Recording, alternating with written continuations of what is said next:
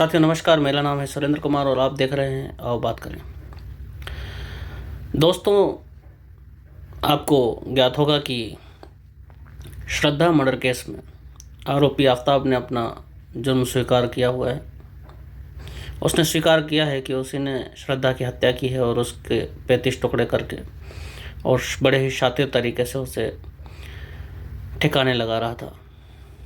लेकिन उसने स्वीकारोक्ति के साथ साथ एक बात का भी कन्फर्मेशन दिया है। उसने साथ साथ में ये भी कहा है कि इस हत्या का उसे कोई अफसोस नहीं है, कोई दुख नहीं है, कोई इसके बारे में पछतावा नहीं है। उसके पीछे उसने वजह बताई है कि चूँकि श्रद्धा एक काफिर थी और काफिर को मारने पर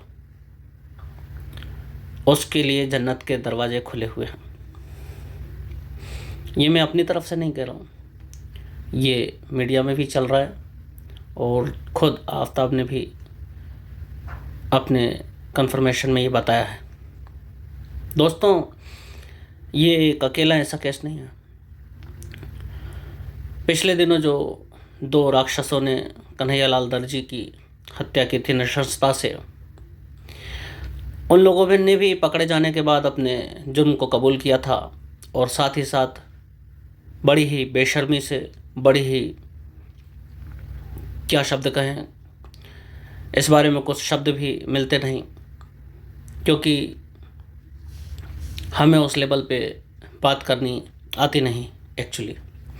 तो उन्होंने भी यही शब्द कहे थे कि उन्होंने काफिर को मारा है, उसके लिए उनको कोई पछतावा नहीं है। ये सब कुछ उन्होंने जानबूझकर पूरे होश और हवास में किया है और इसके लिए उन्हें जन्नत के दरवाजे खुले मिलेंगे। और ऐसा 1, 2, 4, 5, 10 केस नहीं है साथियों, ऐसे लाखों केस हैं। लाखों क्या, मैं कहूँगा कि करोड़ों केस हैं पूरी दुनिया भर में होने वाले। आज हम देखते हैं कि हमारे देश में एक नैरेटिव फैलाया जाता है, देश में नफ़रत फैल रही है, नफ़रत फैल रही है, नफ़रत फैल रही है। बीजेपी नफ़रत फैला रही है देश में, आरएसएस नफ़रत फैला रही है देश में।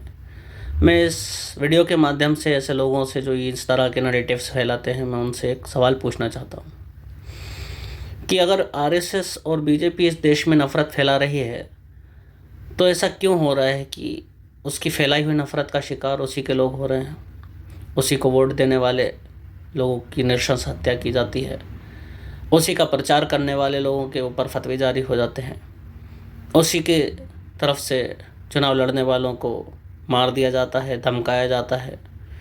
ऐसा क्यों होता है? दरअसल नफ़रत फैल रही है देश में, ये बात बिल्कुल 100% सत्य है, इससे कोई दो राय नहीं है।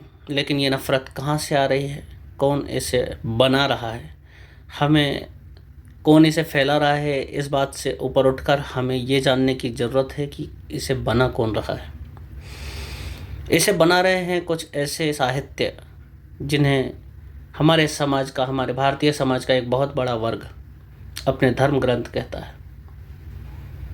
वो उन धर्म ग्रंथों के अंदर कुछ बदलाव, अमेंडमेंट करने के भी पक्ष में नहीं है।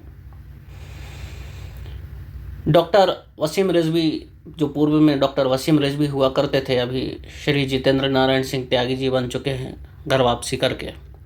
उन्होंने सुप्रीम कोर्ट में एक याचिका दायर की थी, जनहित याचिका। उसमें इसके बारे में उन्होंने उल्लेख किया था कि उस ग्रंथ की, जिन्हें ये धर्म ग्रंथ कहते हैं, उस किताब की 26 आयतों को भारत में जो वर्जन पढ़ाए जाते हैं उनसे हटवा दिया जाना चाहिए, क्योंकि इनको पढ़कर लोगों के मस्तिष्क में कट्टरता भरती जा रही है। सुप्रीम कोर्ट ने उस याचिका को खारिज करते हुए उनके ऊपर 50,000 रुपये का जुर्माना लगाया और उसे निरस्त कर दिया। उसके बाद जब वे निराश हो गए सिस्टम से, न्याय व्यवस्था से, तो उन्होंने घर वापसी करके कम से कम अपने आप को ही इस सोच से अलग करने का फ़ैसला किया। और उनके इस फैसले का हम हार्दिक स्वागत करते हैं, अभिनंदन करते हैं कि उन्होंने इतना बड़ा साहस जुटाया, क्योंकि घर वापसी करना भी कोई मामूली बात नहीं है साथियों।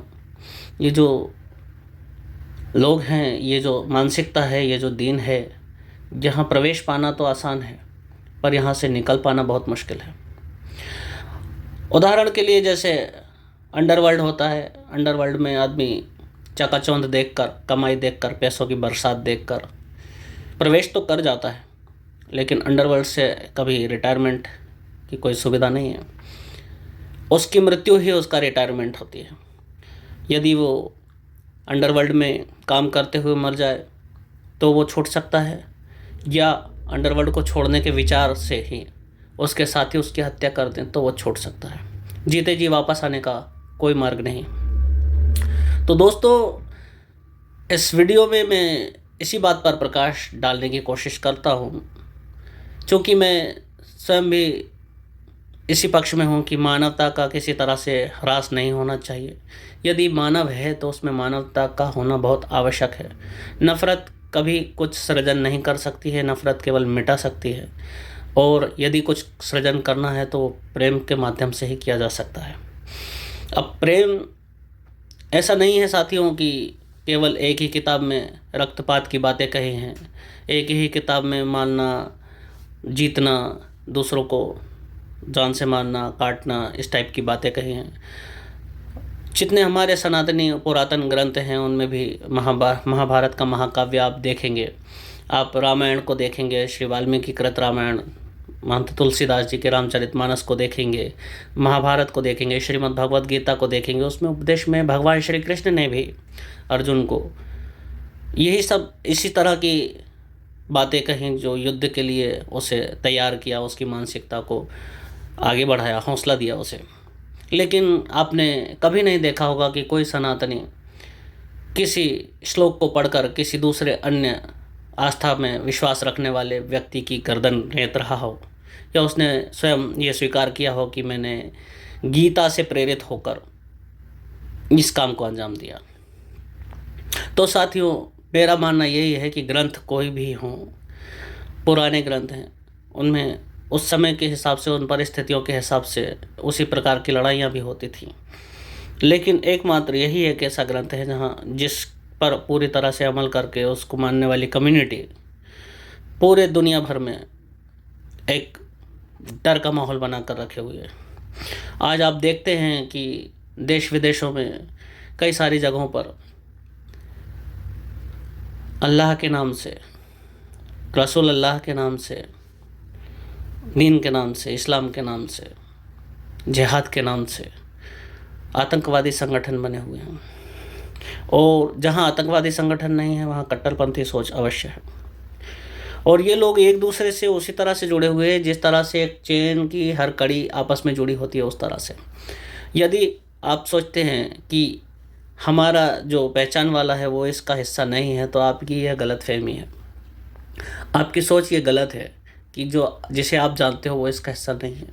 वो इसका हिस्सा है लेकिन आपको पता नहीं है, या तो उसने उन ग्रंथों को इतनी गहराई से पढ़ा नहीं है, और या फिर पढ़ा है तो वो आपको बताना नहीं चाहता, वो आपको जताना नहीं चाहता, और आपको इस बात का एहसास नहीं होने देना चाहता कि वो इन सब बातों को जानता है। तो कुल मिला के मेरा इस बारे में यही मत है कि ग्रंथ हैं, ग्रंथों में हर तरह की बातें लिखी होती हैं। जितनी बातें अच्छाई के लिए लिखी होती हैं, कई सारी चीज़ें होती हैं कि जिनमें लड़ाई झगड़े का, युद्ध का, मारने का, जीतने का वर्णन होता है। उन सब बातों को आज के वर्तमान समय के हिसाब से हमें पीछे रखकर उनमें लिखी हुई अच्छी बातों को अमल में लाकर आगे बढ़ना होगा, आगे बढ़ना चाहिए। और उसके लिए हमें पहल करनी होगी, हमारे समाज के कई सारे लोगों को पहल करनी होगी, और ख़ास तौर पर वह वर्ग जिसके 100% लोग उस किताब को पूरी प्राथमिकता के साथ पढ़ना चाहते हैं, उसमें कुछ बदलाव नहीं करना चाहते हैं, और सब बातों पर अमल भी करना चाहते हैं।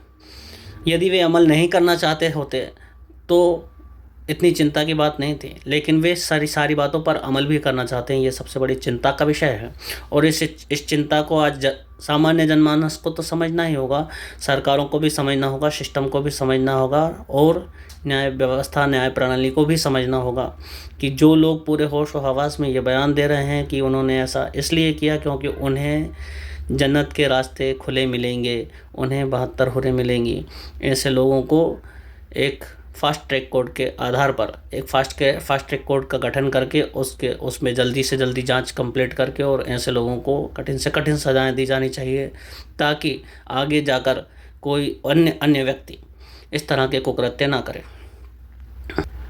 क्योंकि साथियों, निश्चित तौर पर ये सारे कृत्य एक राक्षसी प्रवृत्ति के कृत्य हैं। ये किसी व्यक्ति के कृत्य नहीं लग सकते, किसी मनुष्य के द्वारा किए जाने वाले काम नहीं हैं। और वे किताबें जो इस राक्षसी प्रवृत्तियों को बढ़ाने का काम करती हैं, उन किताबों का समाज को कुछ ना कुछ इलाज सोचना होगा, उनका कुछ ना कुछ विकल्प निकालना होगा।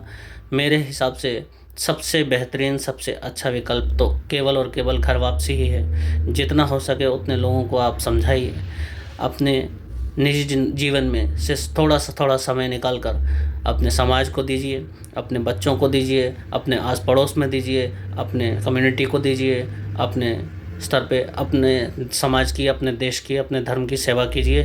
इसके अलावा कोई और मार्ग मुझे इस समस्या का नहीं दिखाई देता है। इसी आशा के साथ कि मेरी कही हुई बात आपको अच्छी लगी होगी।